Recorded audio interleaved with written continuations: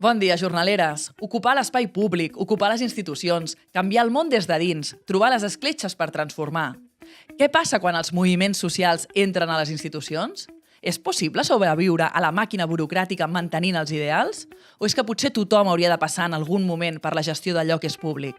Amb quines conseqüències i amb quines contradiccions? I és que el jardí de les contradiccions, cadascú el navega com pot.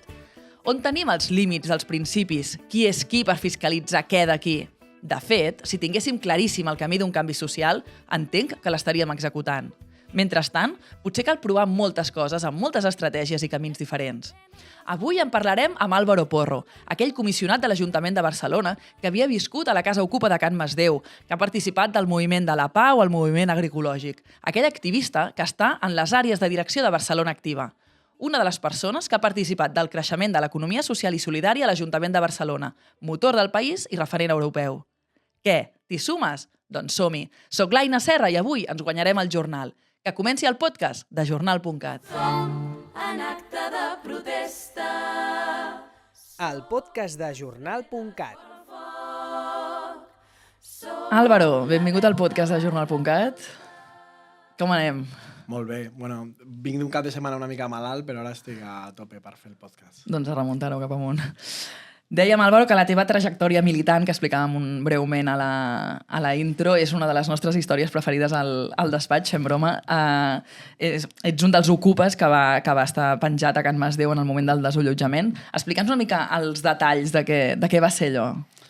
Llavors, va ser moment antiglobalització. Molts dels activistes que havíem estat a Praga i a Gènova, que venien de les xarxes internacionals, ecologistes, alterglobalització, etc., volíem replegar-nos cap a projectes més locals, de construir alternatives des del dia a dia, als municipis, als barris, als ciutats, i això era Can Masdeu. I en aquell moment va haver un intent de desallotjament molt ràpid.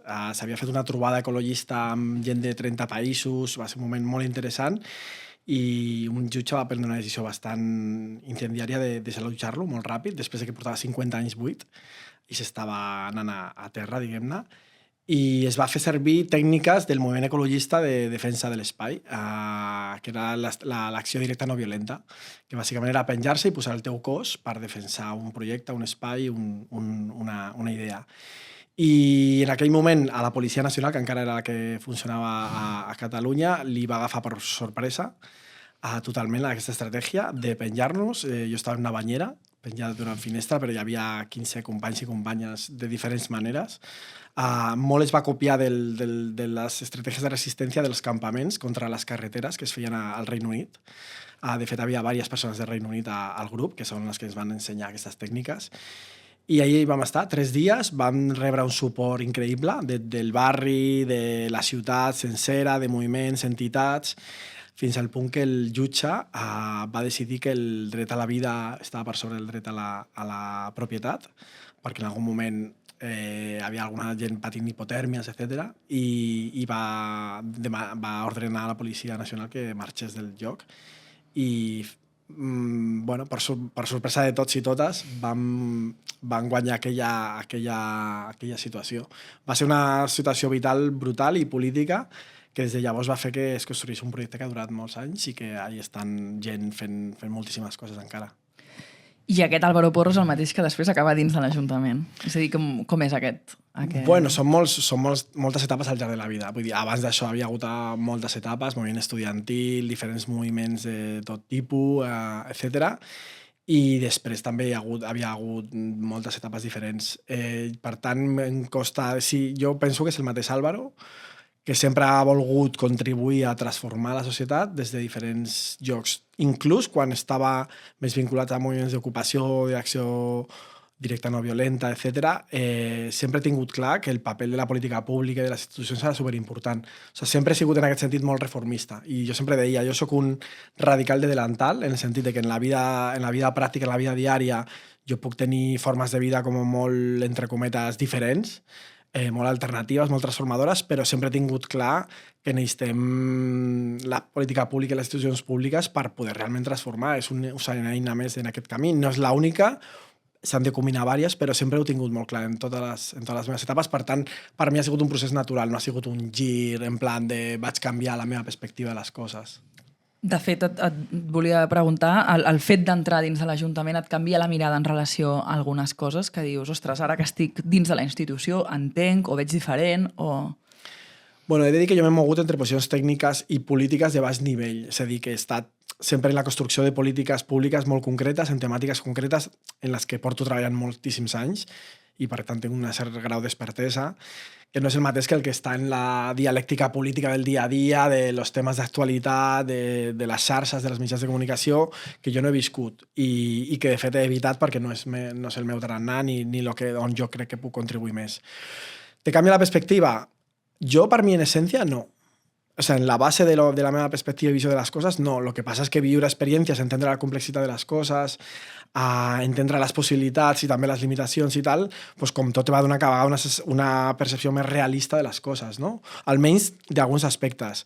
Però sempre he volgut fer l'exercici de no perdre aquest punt de, entre comillas, innocència, que jo li dic a vegades innocència estratègica, de continuar pensant que moltes coses que et diuen que no es poden fer, després es poden fer. I, per tant, aquesta, entre comillas, innocència de l'activista l'he volgut sempre mantenir i com sempre m'he relacionat encara a la meva vida personal o inclús a les meves vides militants, tot i quan estic a la institució, he continuat fent activisme en temàtiques. Ara, per exemple, estic molt vinculat a l'activisme de Rodalies. Sempre he buscat temes en els que està dedicant també el meu temps de manera més, diguem-ne, voluntària, per mantenir també aquesta flama d'aquesta innocència activista de dir no, és que això es pot fer i trobarem la manera de fer-ho. Però entenc que estar dins de la institució també és veure que hi ha uns límits o que hi ha una burocràcia o que hi ha unes renúncies, és a dir...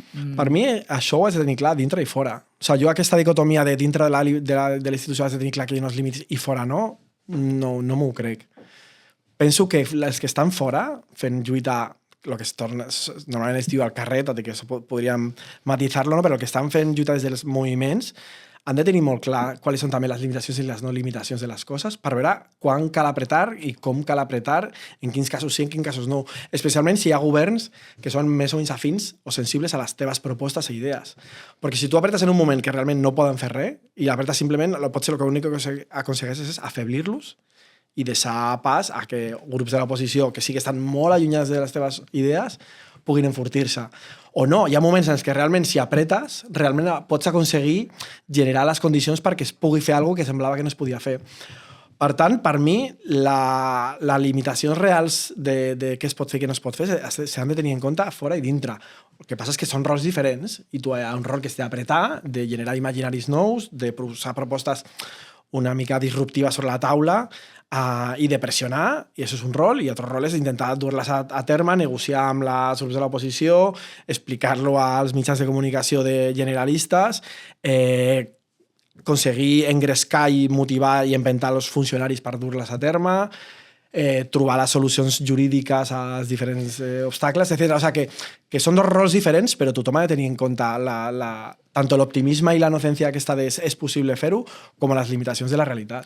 Però en tot cas, crec que la qüestió és aquesta que tu deies, de que dins de la institució mantenir la convicció de que és possible moure algunes peces. Perquè és fàcil, entenc, que en la maquinària burocràtica institucional que és forta i que té temes legals vinculats, que té com aquelles experteses que a vegades és que a l'Ajuntament diuen que, o el jurista o l'interventor, el secretari, diuen que, i entenc que com a amb un rol polític i dins de la institució és estar permanentment trobant escletxes i batallant aquestes negatives. Perquè si no també des de les esquerres quan estem dins de les institucions ens ho acabem creient i passem pel tubo, diguem-ne, d'un prisma. No, totalment. Entenc que la gràcia del que estàs dient és, sí, sempre i quan segueixis aquest anar apretant des de dins. Totalment, o sigui, no estic dient que no hi hagi el risc de, diguem-ne, deixar-te portar per una dinàmica, una inèrcia en la que tot costa molt de fer, tot costa molt de canviar. O sigui, aquest risc hi és. L'únic que dic és que les limitacions i les possibilitats de canvi s'han de tenir igualment en compte, tant dintre de la institució com fora de la institució. A partir d'aquí, cadascú és del seu rol, ha d'assegurar-se de no perdre el rumb de cap a on va i què és el que està intentant fer i per què està allà. I això implica, pues eso, és com una gimnàsia de valors, de visions, d'intentar sempre mantenir una energia, un impuls cap a on vols anar. I des de dins com et relaciones amb els moviments socials i especialment amb els d'habitatge, desocupacions, desnonaments, com ho vius estant a un govern? Jo he portat bàsicament dos grans temes en el meu trànsit per l'Ajuntament de Barcelona, que ha sigut el temes d'economia social, cooperativisme, etc., i temes d'alimentació sostenible. Llavors, en altres temàtiques jo no he portat càrrecs i, per tant, no he hagut de portar jo la relació amb moviments. En els temes en els que jo sí que he portat, que són aquests dos, la veritat és que ho he tingut fàcil, vull dir que la relació, la meva impressió és que ha sigut bastant fluida, hem pogut treballar bastant plegats, hem pogut escoltar-nos, hem pogut discutir quan s'ha hagut de discutir coses, però jo sí he tingut la sensació de que ha hagut una dinàmica en la que ens hem anat retroalimentant, que és una mica el que deia abans, no? de dir, quan vols fer una política pública transformadora, d'alguna manera el camp de joc, la societat, ha d'estar preparada per a aquesta política pública, especialment si és una política que té un cert grau de disrupció, que té enemics, etc. Això vol dir que has de tenir una part de l'opinió pública un poco a favor, preparada per a aquesta política pública. I això moltes vegades es pot aconseguir des de universitat, avui estem en un espai universitari, també des de moviments socials, per suposat, des de diferents experts, de filòsofs, escriptors, escriptores. Vull dir, tots hem d'intentar crear el caldo de cultivo perquè després es pugui dur a terme. Llavors, els moviments socials aquí tenen un paper superimportant de posar les propostes sobre la taula, generar la sensibilitat de la societat sobre aquesta temàtica en concreta i a partir d'aquí serà més fàcil poder fer una política pública en aquest sentit. Òbviament no vol dir que has de convèncer a tothom, però si has de tenir una certa massa crítica que vulgui defensar aquesta política pública.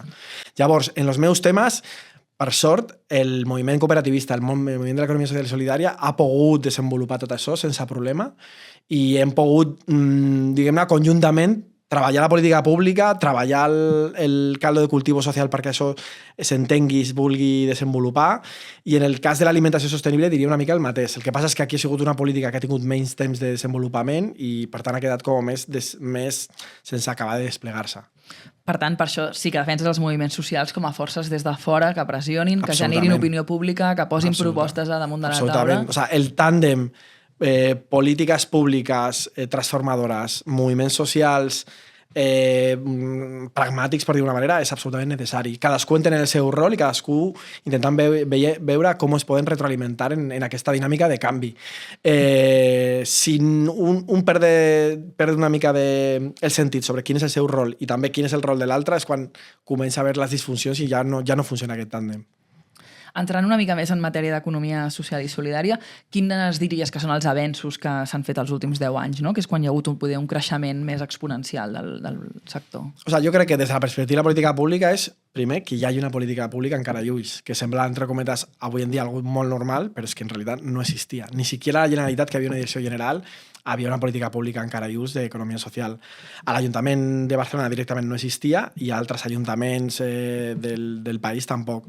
Llavors, que hi hagi una política pública, que vol dir hi ha uns pressupostos, hi ha uns equips, hi ha uns serveis dedicats, hi ha en alguns casos, com va ser el cas de l'Ajuntament de Barcelona, figures polítiques específiques. Tot això posa al servei de la causa de l'economia social tots els recursos públics que al final és el que multiplica i escala moltes de les coses. Per tant, això és per mi un dels primers avanços. A partir d'aquí jo crec que hi ha una certa normalització de l'economia social, en el millor sentit de la paraula normalització, és a dir, cada vegada més gent que no havia tingut relació amb l'economia social, que no havia sentit parlar mai, parles amb la teva tieta o el teu tiet, ha començat a sentir parlar del tema, ha començat a entendre que això és un teixit empresarial que genera ocupació, que genera béns i serveis, però cada vegada ho fa d'una altra manera i que això és una realitat. I això abans de fa 10 anys moltíssima menys gent a Catalunya sabia d'això i ara crec que cada vegada més gent ho sap i per mi és part d'aquesta visibilització, normalització de la seva existència. I després crec que hi ha hagut també un cert procés de confluència, és a dir, a les diferents famílies de l'economia social i solidària, probablement en aquest context de desplegament de polítiques públiques, de visibilitat, etc., s'han anat rejuntant i cada vegada han treballat plegades, i crec que això també ha generat una força que, per exemple, es materialitza en la Llei d'Economia Social i Solidària Catalana, entre altres exemples. I després hi ha hagut un cert creixement. El que passa és que el creixement hauríem d'analitzar-lo de manera més detallada, perquè en alguns aspectes ha crescut, en altres no tant, s'haurien d'analitzar inèrcies històriques de determinats sectors i no d'altres, però jo crec que sí que hi ha hagut àmbits de l'economia social i solidària que han crescut en aquests anys, especialment del cooperativisme de mig tamany, per dir d'una manera, que no existia, i no només a dintre de Barcelona, sinó molt especialment també fora de Barcelona. Entenc per això que un repte és transversalitzar-la, és a dir, que vagi més enllà d'un departament, sinó que sigui una mirada que puguin incorporar tots els departaments d'una Generalitat, d'un Ajuntament o... A veure, des del principi aquest va ser una mica un dels mantres, no? Intentem transversalitzar i tal. És veritat que transversalitzar és de les coses més complicades, i més a l'administració pública, perquè al final sí que hi ha un cert funcionament com per reinos de taifes entre àrees.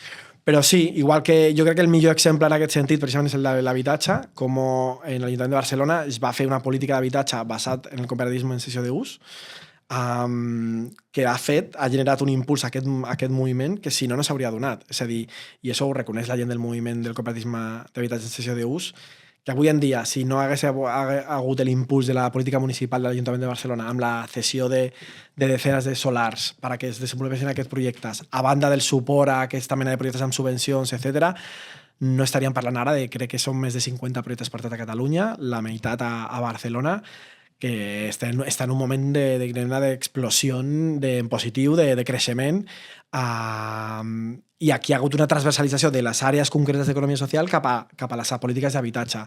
Això en altres àrees s'ha donat menys, tot i que també s'ha donat, però sí que crec que és un dels reptes d'esta fase més de consolidació, de maduresa de les polítiques públiques, d'intentar transversalitzar-se. Per exemple, ara un esforç que estem fent des de Barcelona Activa és com portar els valors i la mirada de l'economia social cap a la contractació pública. Tot allò que es diu contractació pública sostenible, contractació pública responsable, que a vegades repercuteix en una major contractació pública de l'economia social, però a vegades pot repercutir simplement en una contractació pública que recolza els valors de l'economia social en general al teixit empresarial.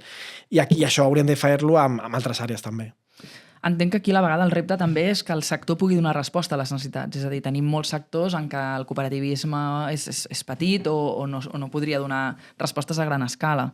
Sí, de fet, això al principi va ser clarament un tema. Jo me'n recordo en temes d'energia o comunicació, que parlàvem sobre energia, parlàvem sobre mobilitat, i els primers que et deien és que mira, no estem preparats per assumir aquest tipus de provisió de serveis a l'administració pública, és massa gran.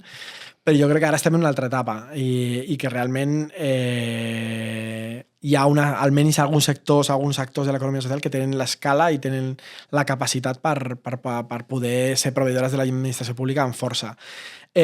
Aquí jo crec que part també d'aquesta transició és també que l'economia social i solidària, o almenys una part important, s'ha atrevit a pensar-se més en gran.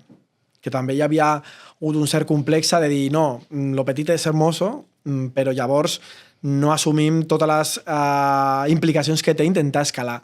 I jo crec que aquí sí que hi ha hagut un sector de l'economia social i solidària que està disposat a escalar, a fer el que li diem el salt d'escala. De fet, ara en Barcelona Activa hem creat un servei que li diem salt d'escala, és a dir, ajudar al salt d'escala de les organitzacions, perquè si no moltes vegades és que es costa molt que siguin viables. No surten els números.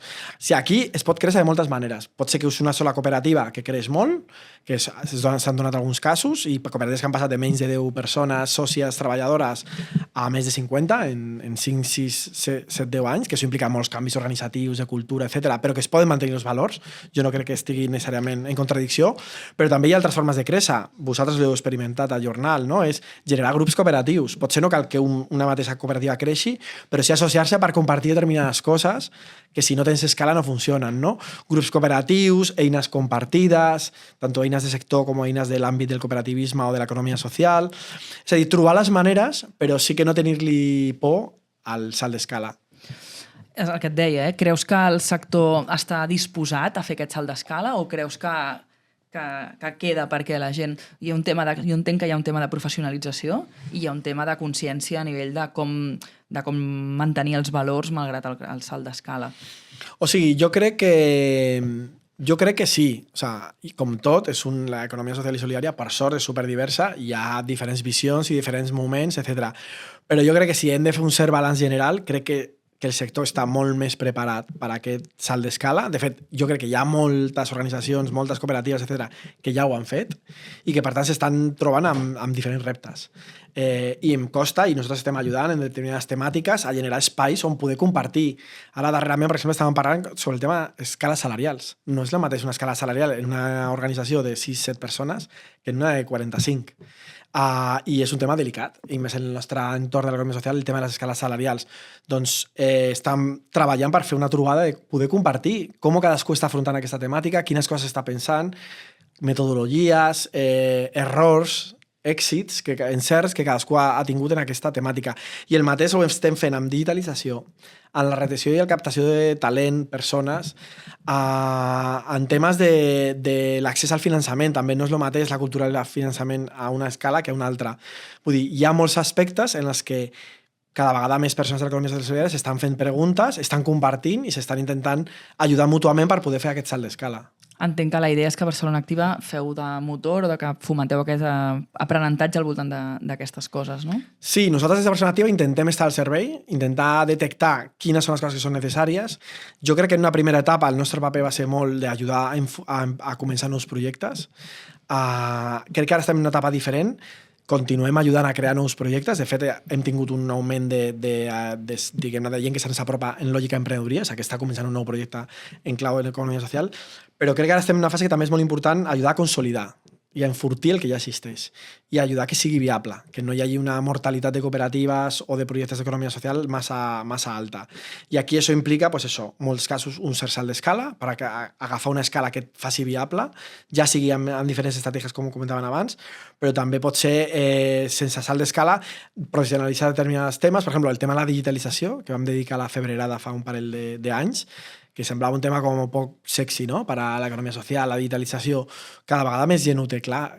Si no digitalitzes determinats processos, és que no acabes no sent eficient i per molt que vulguis no pots posar un preu amb el que poder sortir al mercat. I vale que nosaltres el nostre focus no és competir, vale que el nostre focus és diferent, volem d'alguna manera també canviar les dinàmiques de mercat, però a la vegada hem de conviure en un mercat, hem de sobreviure en un mercat, les cooperatives i les organitzacions econòmiques socials han de pagar les nòmines a final de mes, precisament perquè no són administració pública i en això hem de ser molt realistes i per tant has de poder oferir preus a los béns i serveis que ofereixes a la gent, que per molt que també ofereixis valors, també has d'oferir un preu que la gent pugui dir, vale, no és 3 vegades més car que el del costat. I si el sector està preparat, la contractació pública creus que és una cosa que aconseguirem o hi haurà més traves legals que... O sigui, la contractació pública és un entramado supercomplexa, en part per evitar les dinàmiques de corrupció que s'han donat en els darrers 15 anys. S'ha anat cada vegada endurint més, cada vegada és com més retorcit tot el tema del legal al voltant de la contractació pública, però crec que hi ha camí per fer. O sigui, de fet, hi ha àmbits de l'administració pública que l'economia social té un paper molt important com a proveïdora. Clarament el de serveis a les persones, aquí en ressalta sobretot el tercer sector, però cada vegada vas trobant més actors de l'economia social que estan sent proveïdores de l'economia social. Mira, ahir mateix comprava una entrada jo per a un concert al desembre a Paral·lel 62, gestionat per cooperatives, un espai cultural de l'administració que gestionen 2 cooperatives i que està ara mateix a l'avantguàrdia de la programació cultural i musical de Barcelona. Ho dic com a tall d'exemple perquè vaig comprar l'entrada ahir, però vull dir que podríem trobar molts exemples d'aquest tipus. Per tant, jo crec que sí, que és el moment d'intentar-ho. Hem de ser capaços d'orientar la contractació pública de manera que pugui ser més apta per a aquest tipus d'organitzacions. Pot ser, per exemple, el que dèiem al principi, el tamany de los lots. En la contractació pública, una licitació es fa per lots. Si tu fas un lot molt, molt gran, les condicions que requereix de que el que es pugui presentar ha de tenir una mida que si el lot és més petit és més fàcil. Simplement fer lots més petits, que a vegades és possible, ja facilita que entri l'economia social. Si a vegades poses clàusules de determinat tipus, socials, ambientals, etc., encara ho facilita més.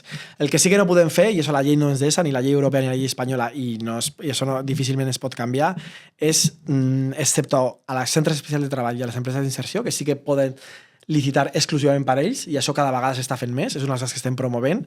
L'Ajuntament de Barcelona aquí ha sigut sempre bastant pioner, 11 milions d'euros a l'any només de licitacions reservades, que es llama, però no podem reservar directament per cooperatives o organitzacions d'economia social.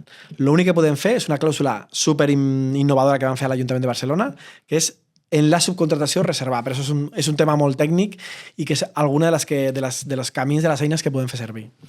I ja per anar acabant, el pas Colau-Collboni, has notat un retrocés en l'àmbit d'economia solidària? Com ho veus? En el tema que jo porto, que és l'economia social i del que puc parlar amb més propietat, la veritat és que hi ha hagut bastant continuïtat. Jo crec que es va treballar des del principi amb l'elaboració de l'estratègia de ciutat 2030 en generar unes polítiques públiques que fossin irreversibles. Això vol dir, durant un any i mig vam fer un procés participatiu bastant potent, realment coproduït entre el moviment i l'Ajuntament de Barcelona per construir un marc de l'estratègia mirant a 10 anys vista, a 2030, de manera que l'economia social sortís de la dialèctica política. L'economia social és algo que estava per sobre de mandats, per sobre de governs i, per suposat, per sobre de partits. I jo crec que això es va aconseguir, de manera que va tenir pràcticament el vot unànim de tot el plenari municipal en el seu moment. Això va ser en el segon mandat Colau-Collboni, diguem-ne, on pràcticament tots els grups de l'oposició també van votar a favor. Això genera una unanimitat que fa que estigui menys subjecte als canvis polítics. No? Per tant, jo crec que hi havia una inèrcia molt forta, molt irreversible, perquè s'havia coproduït una política pública bastant transversal en aquest sentit, i la dinàmica, per tant, ha sigut de continuïtat. Entonces, jo he de reconèixer que l'actual govern de la ciutat ha mantingut les polítiques d'economia social, tant en pressupostos com en equips, i per tant s'ha pogut continuar desplegant aquesta estratègia de ciutat 2030 que jo crec que es continuarà desplegant. Vinga, Álvaro, engeguem cap al final de l'entrevista. Ara farem la capsa. Tenim aquesta capsa amb tòpics de l'extrema dreta, racisme popular, altres meravelles infames. En traurem una i rebatrem el que pugui sortir. Només volem rumors de veritat, aquí, per contradir el que surti. Ta-tan. Sense competència la gent no s'esforça. Mira. Mira, ostres, m'ha tocat una relacionada. Molt bé, no? Sí. Prometo que ha sigut casual. Doncs aquí hi ha de tot, feminisme, hi ha de tot. Jo crec que la gent s'esforça quan troba un sentit al que fa. I això ho veiem cada dia a l'administració pública, perquè a l'administració pública la gent té la feina garantida, i tot i així trobem molts treballadors i treballadores públiques que s'esforcen. Per tant, aquí tenim un primer exemple de com la gent es pot esforçar sense competir. Ho veiem a l'economia social i solidària, com la gent s'esforça cada dia en dinàmiques de cooperació.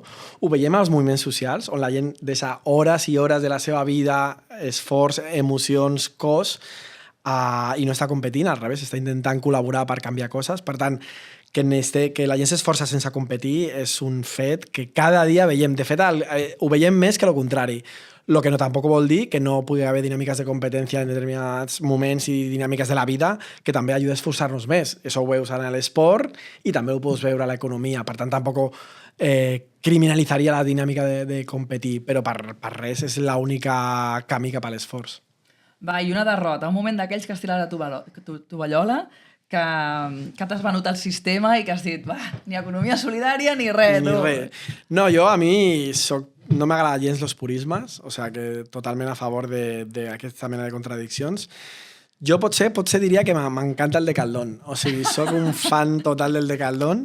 Mira que, per exemple, a l'Ikea o altres coses, a l'Ikea no he anat mai, però al Decathlon me flipa, compro bastant, he de reconèixer, i tinc la impressió de que, hòstia, que ha facilitat que molta penya pugui apropar-se a determinats esports o a la natura i tal, però sí, a mi reconec que me flipa el Decathlon i m'he de controlar ja per no comprar coses que no necessito quan estic arribant a les cases. I l'altre és que a vegades, quan amb el meu fill ens volem donar un homenatge, em vaig amb ella a un cafè sense problema. Doncs aquí tenim les derrotes de l'Álvaro Porro i amb això tanquem el capítol de Jornal.cat, del podcast de Jornal.cat. Gràcies per la confiança i recordeu que l'utopia ja existeix i la trobareu a Jornal.cat. Seguim. Un programa de Jornal.cat, diari de l'economia social i solidària, impulsat per la cooperativa La Sembra, en producció amb la cooperativa El Monocle. gravat dins del prototip de projecte europeu de recerca i intercooperació Interreg Sabasco, amb el suport de l'Escola Tècnica Superior d'Arquitectura del Vallès, ETSAP de la UPC, i la Direcció General d'Economia Social i Solidària.